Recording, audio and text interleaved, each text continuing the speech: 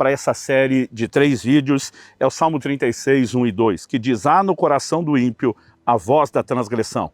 Não há temor de Deus diante de seus olhos, porque a transgressão lisonjeia seus olhos, e ele diz que a sua iniquidade não há de ser descoberta nem detestada.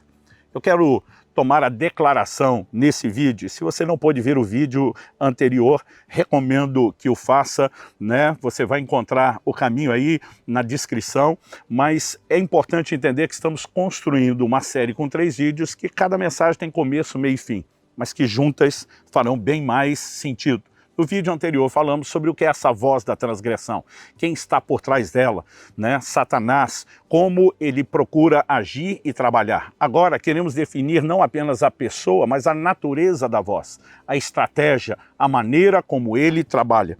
Porque o texto bíblico claramente não apenas aponta que há no coração do ímpio a voz da transgressão, mas ela só é bem-sucedida levando-o a pecar e estar distante de Deus, porque o tempo todo a Bíblia lhe diz que a sua iniquidade não há de ser descoberta, nem detestada. Basicamente, uma das características dessa voz é a marca da inconsequência. Não haverá problemas, vai dar nada não, né? Na linguagem popular, né? Seu pecado não vai ser descoberto e nem tampouco detestado. Caso seja descoberto, não vai ser tão ruim quanto parece. E o que nós vamos perceber é que esse é o padrão dessa voz em todos os relatos bíblicos, né, de tentação e propostas feitas pelo diabo em relação ao pecado. Quando falamos a respeito dessa forma de Satanás agir, nós precisamos reconhecer, o texto está dizendo que a voz da transgressão fala no coração do ímpio. O diabo não aparece com cara de diabo tentando convencer as pessoas a pecar. Ele não conseguiria ser bem-sucedido se assim fosse. Mas a Bíblia nos mostra que ele trabalha por meio do engano. O apóstolo Paulo traz uma advertência. Ele diz: eu temo que assim como Eva foi enganada, que vocês também o sejam, se apartando da simplicidade e pureza devidas a Cristo. E ele explora o elemento do engano. O que tem me feito declarar, fiz isso no primeiro vídeo e seguirei falando, né, usando uma expressão, um dito popular: o golpe está aí, cai quem quer. A Bíblia nos mostra que há uma armadilha que vem sendo usada e aplicada ao longo de toda a história da humanidade. Nós precisamos estar alertas, nós precisamos estar atentos. Toda a mensagem bíblica que nos chama a vigilância é sempre uma orientação: ei, há um perigo, haverá uma tentativa de engano e vocês precisam estar alertas. Isso acontece desde o Éden, quando Deus coloca Adão no jardim e antes mesmo de criar Eva, a sua mulher, Deus o coloca ali para o lavrar e o guardar. Mencionei isso no vídeo anterior. Guardar de quem? Se ele está sozinho. Deus já estava alertando: haverá um inimigo. Antes de outros seres humanos, além de você, estarem ocupando a terra, já há um inimigo, e ele tentará se infiltrar para conduzi-los ao engano e os afastarem de mim. A Bíblia nos chama a ter essa mentalidade alerta. Então, é importante reconhecer que não apenas existe uma voz da transgressão, quem está por trás dela falando, que é o diabo, mas também nós precisamos entender a estratégia, a forma como ele costuma trabalhar. O apóstolo Paulo, ele escreve aos Coríntios e ele faz uma declaração que eu e você precisamos levar em conta, né? Ele diz: porque não ignoramos as suas maquinações, falando do diabo, não ignoramos os seus ardis, quando sabemos como ele trabalha, quais são as suas estratégias. Isso evidentemente nos permite estar alertas e evitar isso. Então, o que a voz da transgressão fala? Que tudo vai ficar bem, que não haverá consequência alguma, ou como estamos usando o título dessa série de 3 mensagens, dá nada não.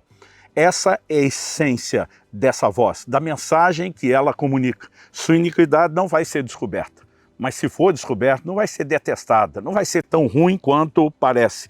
Eu quero voltar ao relato primário, né, da queda, do pecado cometido lá no Jardim do Éden. Gênesis capítulo 3, eu vou ler do verso 1 a 5. A Bíblia diz: mas a serpente, mais astuta que todos os animais selvagens que o Senhor Deus tinha feito, disse à mulher: é verdade que Deus disse: não comam do fruto de nenhuma árvore do jardim?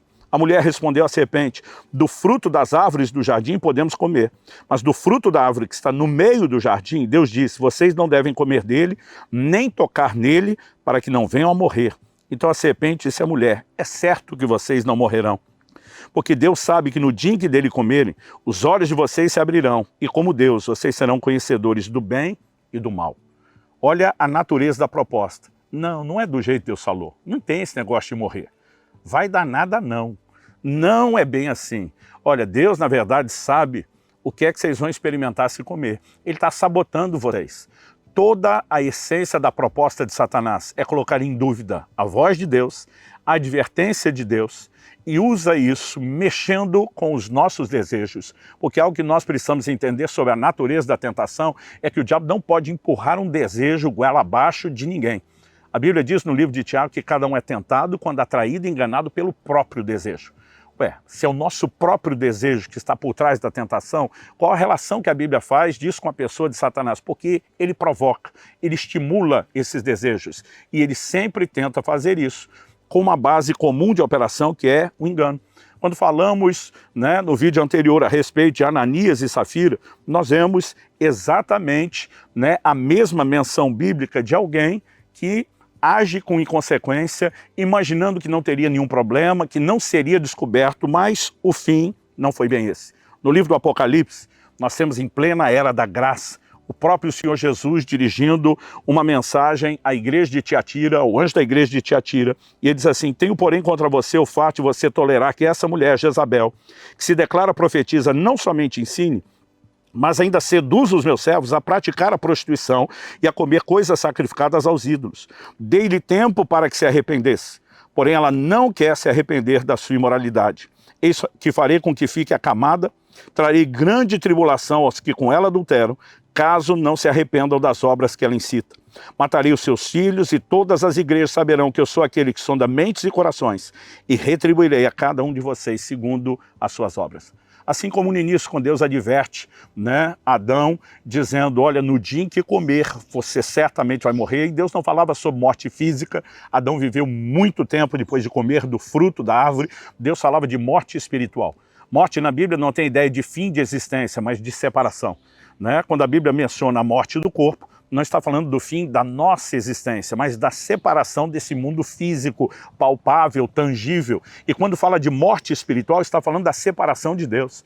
E o homem descobre depois que tudo que Deus havia falado, como deveria ser esperado, era verdade, porque ele não pode mentir. As consequências se manifestaram. E tudo que Satanás falou, dizendo que não era bem assim, que não ia dar nada, era mentira, como era de se esperar. A voz da transgressão sempre tenta colocar em xeque a voz de Deus, nos levando a duvidar das intenções de Deus quando estabelece proibição e nos levando a acreditar que não há consequências. Mas nós precisamos entender que nos atributos divinos não encontraremos apenas a essência do amor. Deus também é um Deus justo. E um atributo não entra em disputa ou concorrência com outro atributo. O amor de Deus jamais anulará a justiça de Deus. E todos os atos têm consequências. Gálatas capítulo 6, versículo 7 e 8 diz, tudo quanto o homem semear, isso também se fará. Quem semeia na carne, da carne vai colher corrupção. Quem semeia no espírito, do espírito há de colher a vida eterna. E o que Deus está falando a essa mulher que ele chama de Jezabel, não acredito que necessariamente precisasse ser o nome literal, mas há uma alusão a Jezabel do Antigo Testamento. O Senhor diz, eu dei-lhe tempo para que se arrependesse. O problema é que as pessoas confundem a longanimidade, a paciência de Deus, em não aplicar juízo imediato quando pecam. Eles confundem longanimidade com impunidade, e são coisas completamente diferentes. O Senhor diz, dê-lhe tempo para se arrepender, não quer arrepender, o juízo vai se manifestar. Eu vou colocá-la de cama, eu vou pôr em grande tribulação os que com ela adulteram, eu vou matar os seus filhos, e basicamente Deus está dizendo, é impossível não ter consequências, embora a essência da mensagem tente promover isso. A Bíblia nos fala a respeito de Esaú. Hebreus capítulo 12, versos 16 e 17, fazendo uma releitura do que acontece com um dos filhos de Jacó, diz, e cuidem para que não haja nenhum impuro ou profano, como foi Esaú, o qual por um prato de comida vendeu seu direito de primogenitura. Vocês sabem que também posteriormente, querendo herdar a bênção, foi rejeitado, pois não achou lugar de arrependimento, embora com lágrimas o tivesse buscado. A Bíblia fala sobre não ser impuro ou profano. A Bíblia diz que ele vende o direito de primogenitura de forma inconsequente. Em outras palavras, ele está dizendo que me adianta ter uma promessa da bênção de Deus se eu sequer vou continuar vivo para isso. E nós sabemos que é uma valorização. Ele era um caçador, a Bíblia diz. era alguém que não comia o tempo todo e toda hora.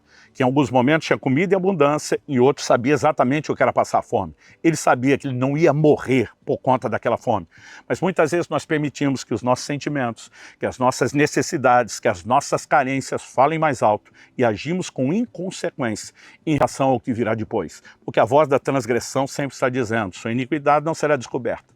Ou se for, não será detestada. E nós precisamos entender, sem a menor sombra de dúvida, que isso não é verdade. Deus não pode mentir. Estabeleceu restrições para o nosso próprio bem e proteção, mas na sua justiça ele manterá todos os padrões de retribuição. Aliás, o tempo todo o que a Bíblia fala quando menciona a vinda de Jesus é que ele vai retribuir a cada um segundo as suas obras.